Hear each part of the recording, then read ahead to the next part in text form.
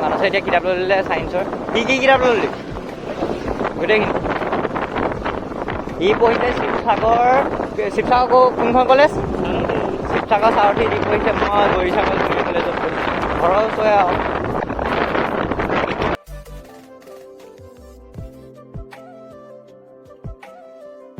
এতিয়া আমি এইফালে গৈ আছোঁ দিচাংমুখৰ চাইডে। আমি কিতাপ লোৱা হৈ গ'ল, এতিয়া আমি দিচাংমুখৰ চাইডে গৈ আছোঁ।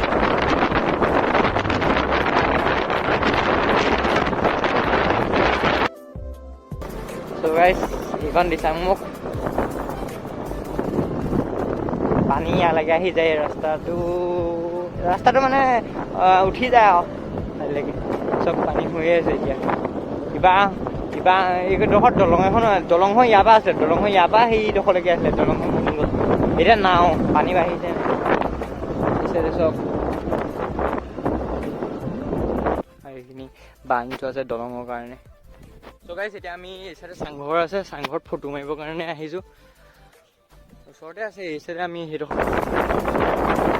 ৰাস্তাৰ পৰা অকণমান দূৰ আছে দেই। ৰাস্তাৰ পৰা আপোনাৰ 15 কিলোমিটাৰমান সোমাব লাগে। এই চাইডে JCB কাম কৰি আছোঁ মাটি।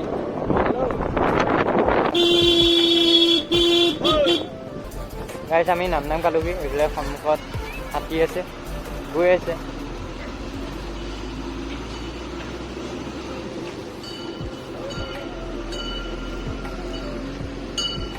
গাইছ, এতিয়া আমি পাই গ'লোহি নগালি। ডাইৰেক্ট গৈ পিনি ফোনটোতে লগ পাইছোঁ। বলক গাড়ীত ডাইৰেক্ট ঘৰতে লগ পাইছোঁ। Bye bye. এতিয়া ঘৰ পালোহি, মানুহকো বাই বাই দিলোঁ। যাগে যা, বাই বাই।